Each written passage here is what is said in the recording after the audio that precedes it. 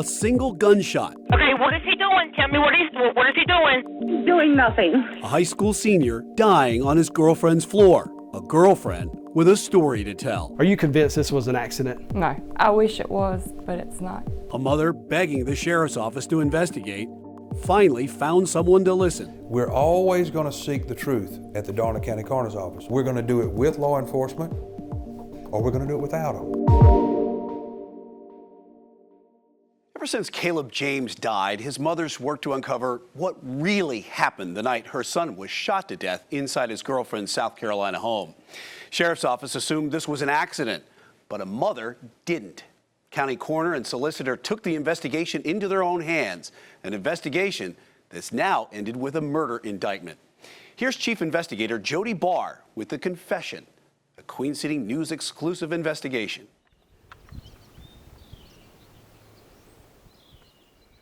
Darlington County 911, what's the address of the emergency? Yeah, you need to hurry because my daughter's boyfriend just shot himself.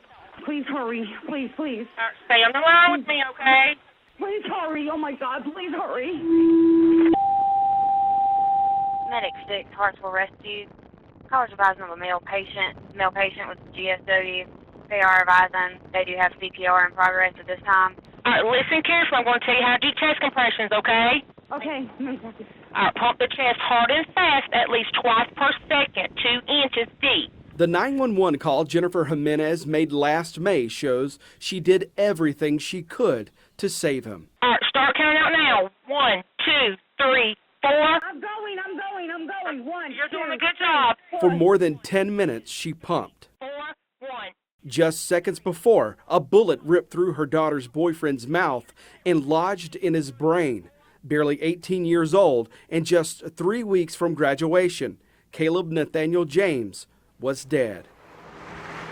Caleb and Cassie Escobar met at McBee High 3 years ago. A small-town love turned into a big-time high school romance. It all came to an end on May 13th, 2021, with that single gunshot inside this Darlington County home. Dispatch, India 7. I'll be out on light fans. Darlington County 911 recordings show the first detective on scene, Sheriff's investigator Heather Mays. By the time Mays arrived, Bravo 2L4, you got a self-inflicted gunshot wound. Deputies had already formed a theory about what happened. Caleb James either committed suicide or he'd accidentally shot himself. Even Mays' supervisor, Major David Young, a veteran investigator, spent time at the scene too. Young says he agreed with his deputies' on-scene theory. After all, that's what the 911 call shows Cassie Escobar told her mother right after the gun fired inside her bedroom. Okay, you need to hurry because my daughter's boyfriend just shot himself. Jennifer's on the phone advising her daughter's boyfriend just shot himself. We do have CPR in progress. 10-4, Monroe.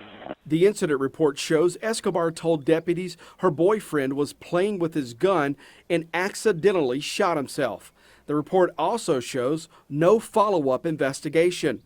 When the sheriff's office left the scene that night, they didn't arrest anyone, and the sheriff's office told the coroner this was likely a suicide. And the coroner comes up to me and he's talking to me and he said, "This isn't a suicide." I said, "What happened?"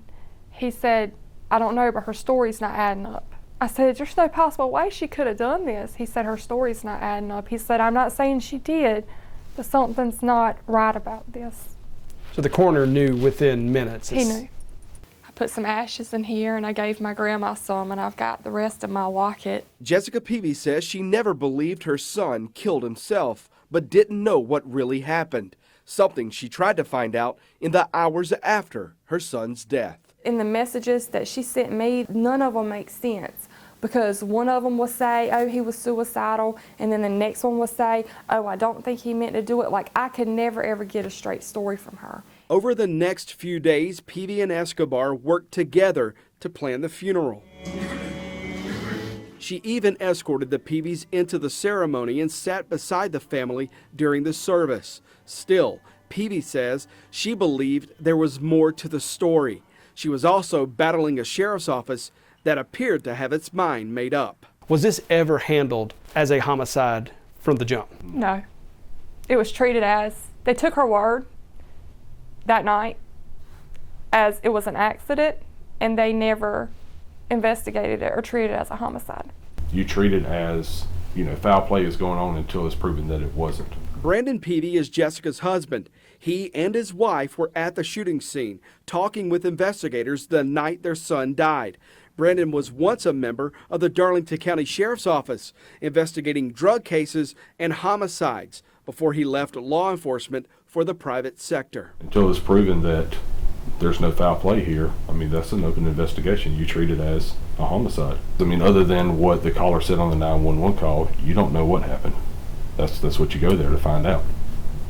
And I feel like that wasn't even taken into consideration when they got there. It's just another death call.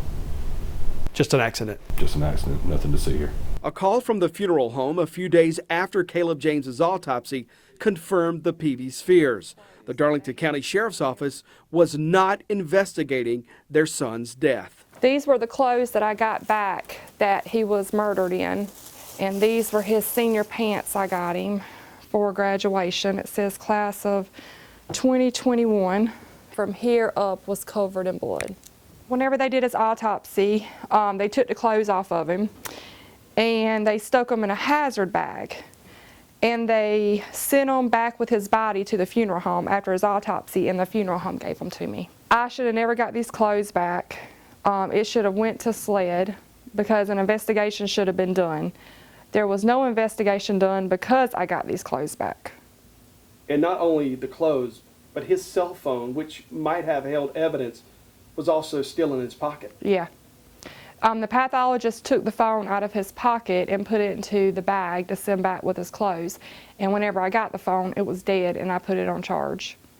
And then I started going through the messages once it was charged. And that's when you began to find something deeper here. Yeah. Yeah. Coming up. She had a tracker on the phone, and he stopped sharing his location 4 days before he died. Hey, if you lie to me about anything else, or I gotta find out the truth on my MF own, I'ma ruin you and your family's life. A mother armed with her son's text messages is about to join forces with a coroner full of suspicion. Things didn't add up to me, that it looked like he had taken his own life, that he had actually pulled the trigger. I didn't think he did. Both believing law enforcement jumped too quickly at a conclusion. In the case of a stolen car, what the sheriff thinks matters, what his investigators think matters. But in the case of a bullet hole in the head of an 18-year-old boy, what I think matters. When the confession continues after the break.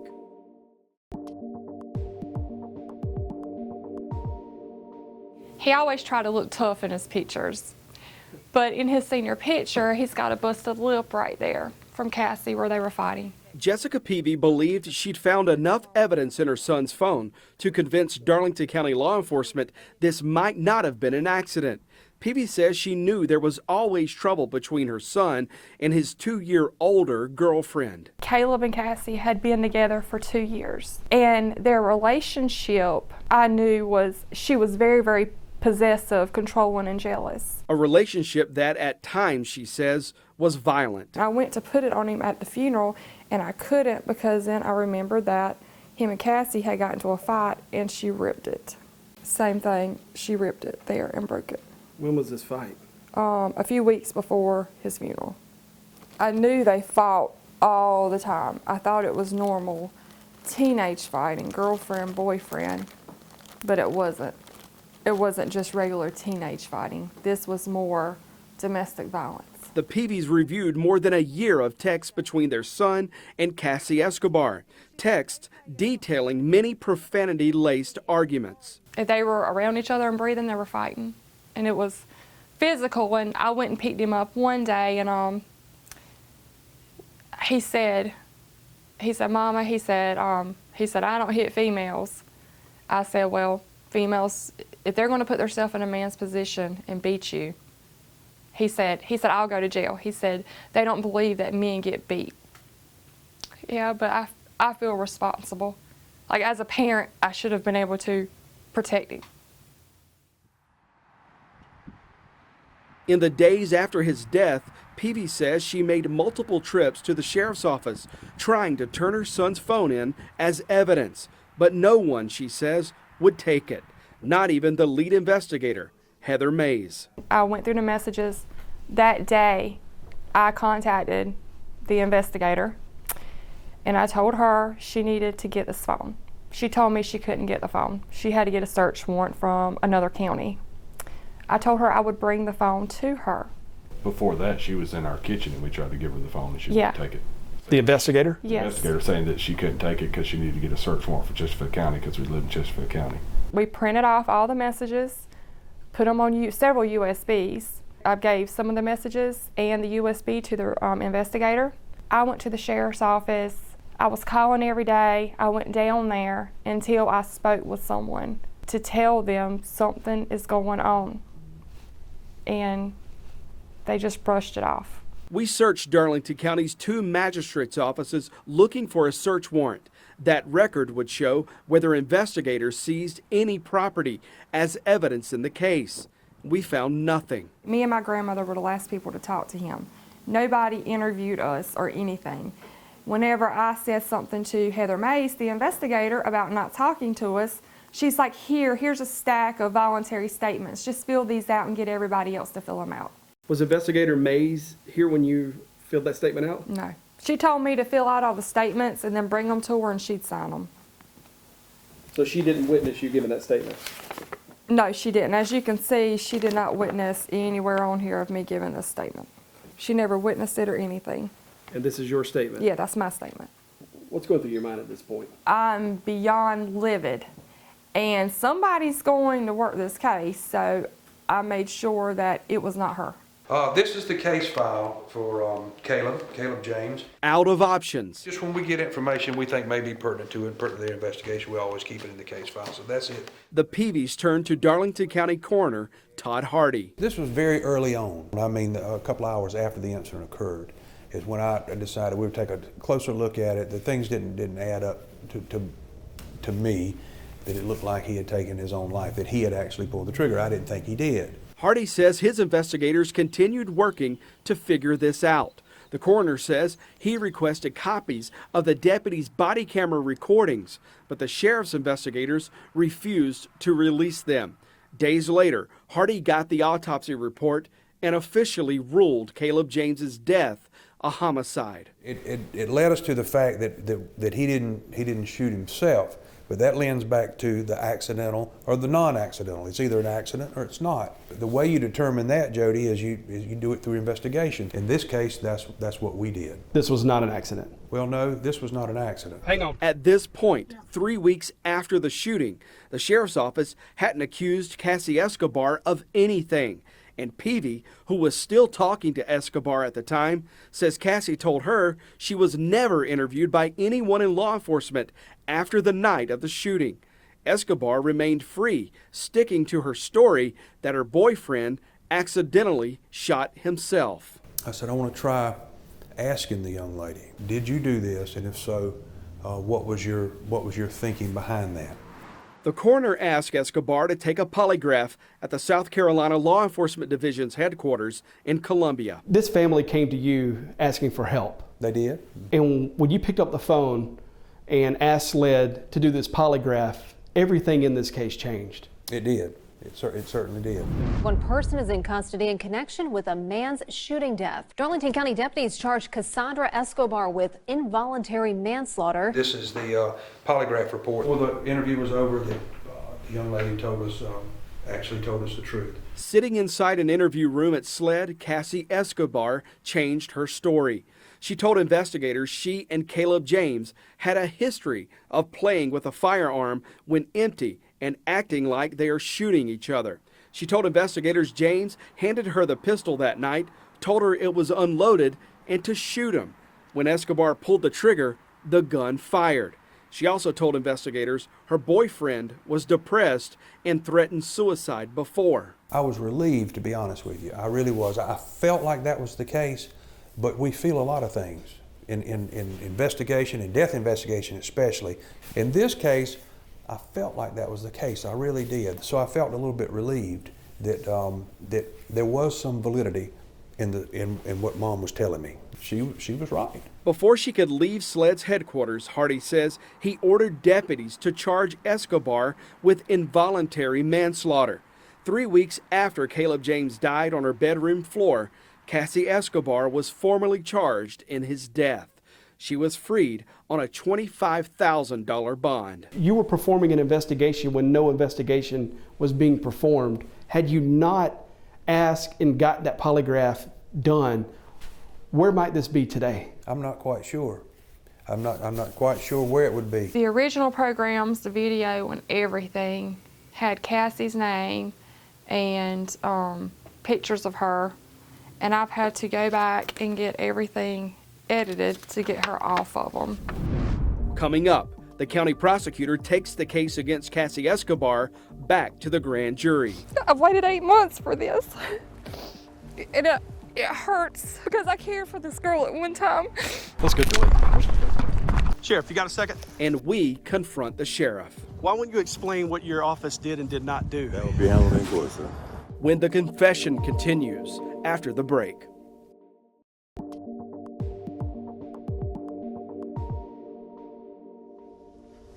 Hey, can you ask Cassie to check with her mother? I left a message with her. Throughout our investigation. Okay. Well, I had no other way to find her. Okay, thank you. We made several attempts to interview Cassandra Escobar to give her the chance to tell her story. Escobar never took that opportunity, but her mother told me in a text, every story has two sides. The side you're being told is incorrect, saying the family's attorney, State Senator Gerald Malloy, told them not to respond to our requests. On February 17th, as the sun rose over Darlington County, Cassie Escobar got out of bed and drove to work. What she didn't know, she wasn't driving home that night. 20 miles away inside the county courthouse, the solicitor's office was working to convince the grand jury to indict Escobar on one count of murder. And just after lunch, a pair of Darlington County deputies walked into Miriam's kitchen to find Escobar. They slipped her out of a back door and into a patrol truck. Despite the murder indictment, deputies did not handcuff her, not until they got her into the secured jail sally port and walked her into the booking door. The handcuffs weren't the only unusual part of this case. We pulled lead investigator Heather Mays' criminal justice training roster. We found no training in evidence collection, gunshot investigations, nor homicide training. Something the Peavies think the sheriff needs to address immediately. They need better training for their officers. You don't send an officer to a homicide with no training. We also wanted to question Mays about those voluntary witness statements, but investigator Mays did not respond. We asked Darlington County Sheriff James Hudson for a sit-down, on-camera interview to discuss his office's handling of this case. When he backed out, we tracked him down. You all sent a deputy out on this scene who did not have training for crime She scene. didn't have to have. There's no requirement that she had to have that. You think she was qualified to do what she did? I think she's qualified to be an employee at the sheriff's office. You think she did the right thing? I think she's qualified to be employed at the Darlington County Sheriff's Office. That's all I can tell you. And you stand behind what she did? I'm going over here to meet this guy. He's waiting on me now. Thank you, sir. We also wanted the sheriff to explain why his office never called SLED in to collect evidence and to help determine whether this was a homicide or an accident. A couple weeks before this encounter, the sheriff agreed to meet with us at his office off camera. We spent 2 hours laying out what we'd uncovered. The sheriff initially agreed to an interview, then backed out, and he sent us this letter arguing if he commented on the case, he could compromise it. Even though Sheriff Hudson and 2 of his top deputies spent hours talking about the case with us just 2 days before this letter. Sheriff, you got a second? So the sheriff left us no choice but to track him down at his office. I want to talk to you about this case, Cassandra Escobar. I already sent my address to this Steve. I understand that. You and I had a 2-hour conversation. Why would you not? I can't do it anymore. Why wouldn't you explain what your office did and did not do? That would be handled in court, sir. You're not going to explain to the public what steps you guys took and the missteps? That court is for the public. It'll be handled in court. Where your constituents are going to see this report. It'll be handled in court, sir. Something I can tell you. Do you admit that your office made some mistakes in this case? It'll be handled in court. Would you do anything differently now? He would be handled in court, Mr. Barr. That's the only thing I can tell you. All right. Reverend, you recognize. Thank you, Honor. May it please the court. Before you at this time with her counsel is Cassandra Jacqueline Escobar. I contacted Senator Malloy and the wheels were set in motion for us to go ahead and have this hearing today. Senator Malloy, you recognize. I am glad that we are able to accommodate Senator Malloy's schedule, and I think the court, Senator Malloy, know that's how I operate. I did talk with them. Escobar's attorney was addressed as senator more than a half dozen times in a courtroom where both sides are presumed to be equal, something that generated whispers in the courtroom. Initially, Ms. Escobar indicated that Caleb took his own life by his own hand. Fast forward to June 2nd, and that story began to unravel. Fourth Circuit Deputy Solicitor Kennard Redmond got involved in the Escobar prosecution last June, immediately following her confession and arrest on involuntary manslaughter. Coroner Todd Hardy says he helped convince Redmond to take over the prosecution and to follow the leads with the gunshot residue evidence. Prior to that date, the GSR test did find that there was GSR residue on the hands of Ms. Escobar. Redmond faces major hurdles in this case. The State Law Enforcement Division confirmed the Sheriff's Office never asked SLED's crime scene unit to assist in the investigation nor to collect evidence the night of the shooting. The Sheriff's Office also did not secure Caleb James's clothes, his cell phone, nor seize Escobar's cell phone the night of the shooting. The state didn't get Cassie Escobar's phone until January 14th, 8 months after the killing. That, and I say on my own, I have to be quite frank, on my own and with the assistance of his mother, Ms. Peavy, Ms. Jessica Peavy, that we've been able to review as well. And with that, have come to the conclusion that based on the facts that we have in this case, that at this point, it rises to a level of being indicted for murder. Senator Malloy, you recognize. Escobar's attorney argued what prosecutors called a confession was nothing out of the ordinary. I agree with the solicitor. We're not here to end up trying the case.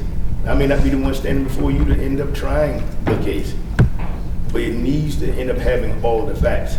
I submit to you the facts haven't changed. I didn't hear any facts changing even here today. Did not hear any facts that change.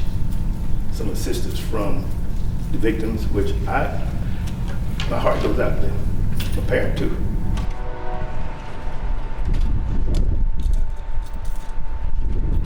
Cassie, is there anything you'd like to say? What was the last thing you said to Caleb? Cassie Escobar left court under a no-contact order with the Peavy family. She remains free on bond, awaiting trial. Throughout this investigation, we were extremely open with the Darlington County Sheriff's Office, laying out everything we found and the questions we had. Again, no law enforcer mentioned in this report would agree to go on camera to answer our questions. I did get a response from Darlington County Sheriff's Chief Deputy Chad McInville a few weeks ago.